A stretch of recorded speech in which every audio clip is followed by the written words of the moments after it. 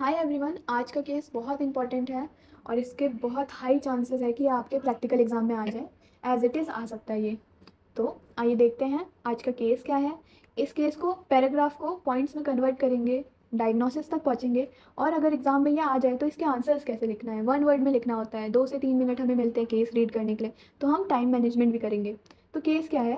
Case है उड़ीसा की एक 40 ईयर ओल्ड फीमेल पेशेंट का, जो ओपीडी में आती है with symptoms fever, chills and rigors.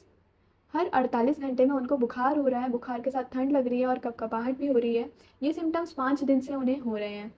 जब उनका फिजिकल एग्जामिनेशन किया गया तो स्प्लीनोमेगैली मिला, मतलब कि स्प्लीन बढ़ा हुआ है। ये कॉमनली तब दिखता है जब आरबीसी रप्चर हो रहे हों। और तो और उनमें अनीमिया भी मिला।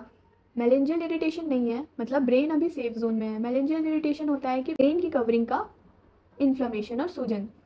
तो ये उनके साइंस हैं। और क्या किया गया, उनका ब्लड सैंपल कलेक्ट किया है लैब में पेरिफेरल ब्लड स्मीयर के लिए, एग्जामिनेशन के लिए।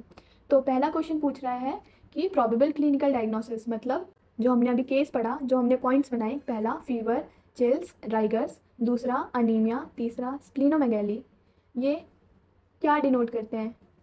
तो हाँ, ये हमें डिनोट करते हैं कि ये कॉमन साइन है मलेरिया का। अब वाई का आंसर है जो उसके सिम्टम्स हैं, चिल्स, हेडेक, ठीक है, स्वेटिंग, पेन, ये सब हम वाई में लिखेंगे। क्वेश्चन नंबर 2 में पूछ रहे हैं कि ये डिजीज़ फैली कैसे। तो इसको फैलाने वाली एक छोटी सी विलन है जिसका नाम है फीमेल एनाफिलस मॉस्किटो। ये बिना जोमेटो के स्पोरोजाइट्स को डिलीवर करती है फ्री में। अब हम आगे के क्वेश्चन में जाने से पहले इसकी लाइफ साइकिल समझ लेते हैं, बहुत शॉर्ट में और बहुत जल्दी जल्दी। तो मलेरिया क्या है? मलेरिया एक पैरासाइट से होने वाली डिजीज़ है जो कौन कॉज करता है? प्लाज्मोडियम। प्लाज्मोडियम 4 टाइप के होते हैं। पहला plasmodium vivax, plasmodium ovale, plasmodium falciparum, plasmodium malariae. Most fatal क्या कौन सा होता है? Plasmodium falciparum.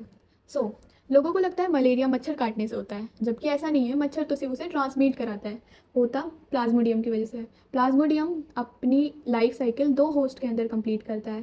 पहला होस्ट है डेफिनेटिव होस्ट, जो कि है फीमेल एनाफिलस मॉस्किटो, जिसके अंदर सेक्सुअल साइकिल रन करते हैं। और दूसरा होस्ट है इंटरमीडिएट होस्ट, जो कि ह्यूमन है और उनके अंदर ए सेक्शुअल साइकिल चलती है।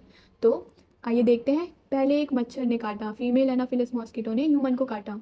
उसके ब्लड सक करने से उसका जो सलाइवा है वो ह्यूमन के अंदर इंसर्ट हुआ और उससे स्पोरोजॉइट्स हमारी बॉडी में आए।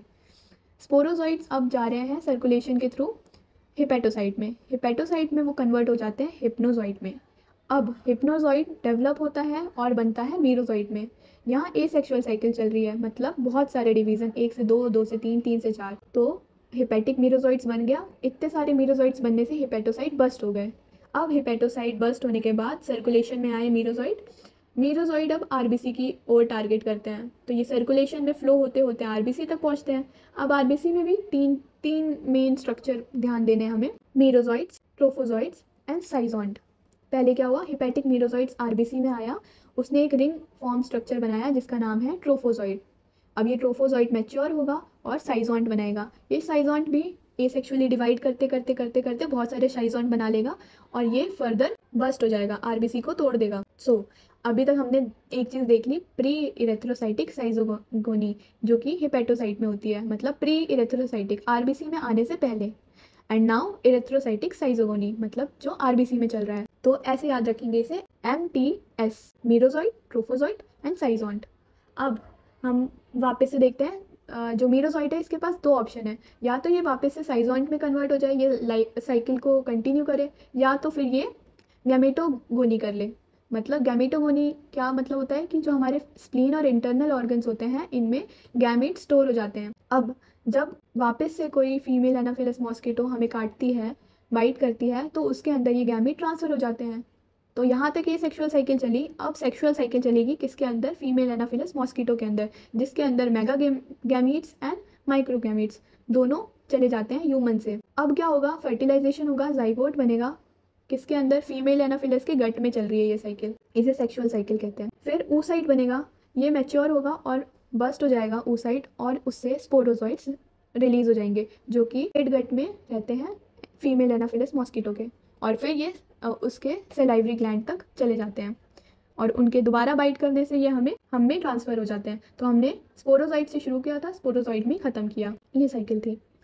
अब आगे क्वेश्चन क्या पूछ रहा है, इन्फेक्टिव फॉर्म क्या है ह्यूमन में। तो हमने साइकिल समझ लिया, इन्फेक्टिव फॉर्म क्या है, स्पोरोजोइट है। चौथा question, which is the most common serious complication in this disease. Serious complications क्या हो सकता है, जब कोई चीज़ ब्रेन तक पहुंच जाए वही सीरियस होता है।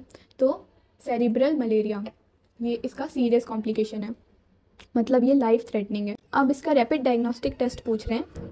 तो रैपिड डायग्नोस्टिक टेस्ट का आंसर है ICT, इम्यूनोक्रोमेटोग्राफिक टेस्ट। एक सिंपल क्विक ब्लड टेस्ट है जो कंफर्म कर देता है मलेरिया को बिना ब्लड रिपोर्ट के आए, उससे भी जल्दी। Thank you.